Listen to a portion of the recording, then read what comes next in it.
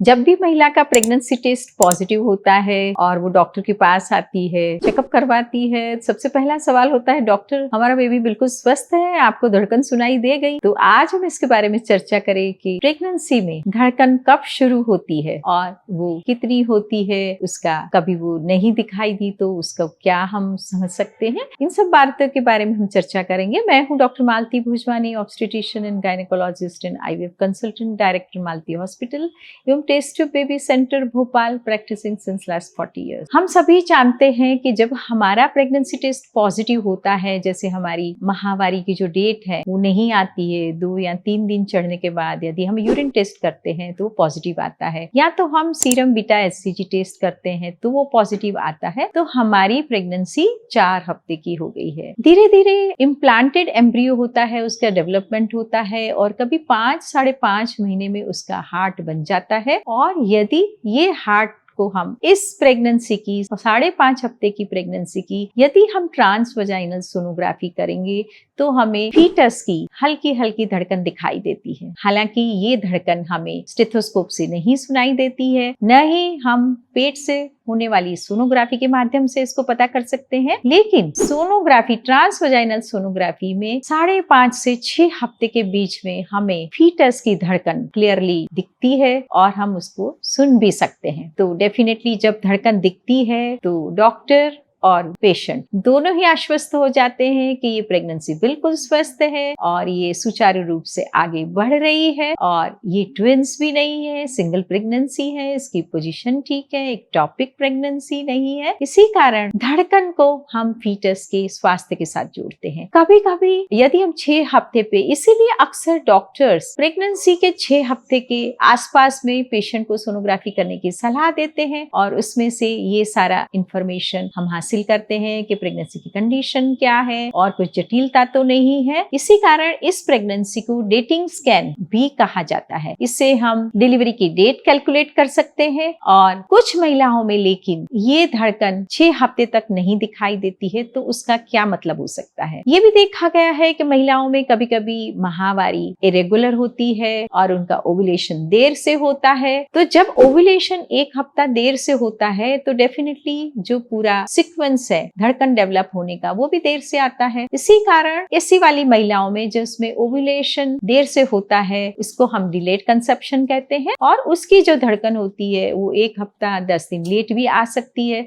यदि 6 हफ्ते में डॉक्टर को धड़कन नहीं मिलती है, नहीं दिखाई देती है, तो अक्सर डॉक्टर्स पेशेंट को ये सलाह देते हैं कि आप 1 हफ्ता 10 दिन आप मेडिसिन ले लो, आप वेट करो और फिर आप उनकी रिपीट सोनोग्राफी करके कंफर्म किया जाता है। कुछ केसेस में ऐसा भी होता है कि धड़कन दिखती ही नहीं थी, हमने 6 हफ्ते में देखी, हमको नहीं दिखी, हमने फिर 10 दिन 7 वीक्स में फिर से पेशेंट को बुलाया, फिर भी नहीं दिखी, तो हम और 1 हफ्ता दे सकते हैं कि कभी पीसीओडी के केसेस में बहुत ही देर से, कभी 15 दिन 20 दिन बाद भी ओव्यूलेशन होता है, या तो फिर उनका सीरम बीटा एचसीजी टेस्ट करके देखा जा सकता है कि उनकी लेवल्स अच्छी हैं, तो हम और 1 हफ्ता वेट कर सकते हैं। लेकिन अमूमन 7 हफ्ते तक नॉर्मल प्रेगनेंसीज में धड़कन दिखाई जाना बिल्कुल इम्पॉर्टेंट है। लेकिन कुछ कंडीशंस ऐसी होती है कि 7 हफ्ते 8 हफ्ते में भी धड़कन नहीं होती है, सिर्फ फीटस का जेस्टेशनल सैक बढ़ता रहता है, तो उस कंडीशन को हम कहेंगे कि एन एम्ब्रियोनिक प्रेगनेंसी है या इसमें एम्ब्रियो की बिल्कुल ग्रोथ नहीं हुई है।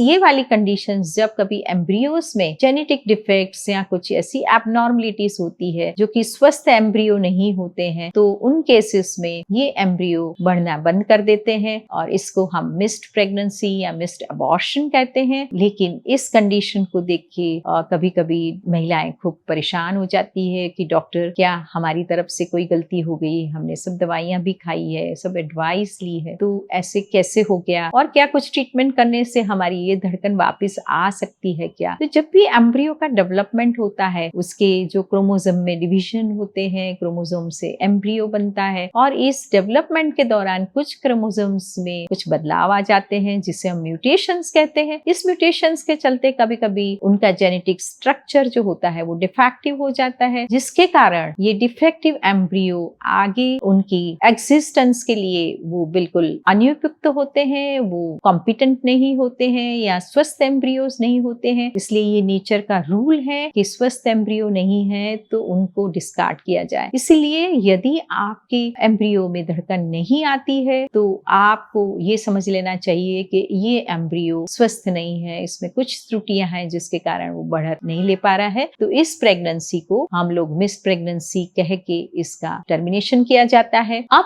कई महिलाओं का सवाल होता है कि डॉक्टर धड़कन कितनी होती है? तो जब भी प्रेगनेंसी की शुरुआत होती है तो धड़कन उसकी जो रेट होती है वो 80-90 हो सकती है, और धीरे धीरे जैसे प्रेगनेंसी आगे बढ़ती है 12 हफ्ते होते होते तक ये प्रेगनेंसी जो हार्ट बीट की दर है जिसे हम FHR कहते हैं वो 140-160 तक आ जाता है, और आगे आने वाली प्रेगनेंसी में भी करीब करीब 120 to 160 तक नॉर्मल हार्ट रेट कह सकते हैं। लेकिन कभी कभी महिलाओं को ये भी चिंता रहती है कि डॉक्टर धड़कन आगे पीछे हो रही है, इरेगुलर हो रही है, तो इसका क्या महत्व हो सकता है? तो बच्चे की कंडीशंस, उसके मूवमेंट्स के हिसाब से हार्ट रेट हम डिफरेंट कंडीशंस में और बार बार लेते हैं तो उसमें बदलाव आ सकते हैं। इसी कारण इसी चीज को लेके आपको महिला को चिंतित होने की कोई जरूरत नहीं है। कुछ महिलाओं का ये सवाल होता है कि डॉक्टर क्या धड़कन देख के आप बच्चे का सेक्स हमें बता सकते हैं क्या? तो ये बिल्कुल ही अनसाइंटिफिक क्वेश्चन है, क्योंकि धड़कन देख के या धड़कन कैसी चल रही है ये देख के हम कभी भी बच्चे के सेक्स के बारे में बता नहीं सकते हैं। दोनों सेक्स में धड़कन और सेक्स का कोई रिलेशन नहीं है, इसीलिए इसके बारे में सोचना बेबुनियाद है। तो इस तरह से यदि आपके साइकिल्स रेगुलर है, आपका मेंस्ट्रुएशन बिल्कुल नॉर्मल है या आपका एम्ब्रियो ट्रांसफर हुआ है, तो बच्चे की धड़कन उन्नत टेक्निक के अल्ट्रासाउंड मशीन के द्वारा हम 5.5 हफ्ते में भी देख सकते हैं। जब आपका पीरियड मिस हुआ है उससे 12 से 15 दिन के अंदर हम उसको भली भांति डिटेक्ट कर सकते हैं और बच्चे के स्वास्थ्य के बारे में आपको आश्वस्त कर सकते हैं। और फिर भी आपकी धड़कन नहीं दिख रही है तो जरूर आपको 1 हफ्ता वेट करना चाहिए और फिर आपका परीक्षण होना चाहिए। इस तरह से धड़कन के बारे में जानकारी रखना आपके लिए बहुत ही उपयोगी रहेगा। और इसके बारे में आपके मन में फिर भी कुछ क्वेश्चंस हैं तो आप मेरे कमेंट बॉक्स में डाल सकते हैं। आप ये वीडियो अपने दोस्तों के साथ शेयर कर सकते हैं। यदि आपको अच्छा लगे तो मेरा YouTube चैनल सब्सक्राइब करें और मेरा बेल आइकॉन दबाएं। नमस्कार, धन्यवाद।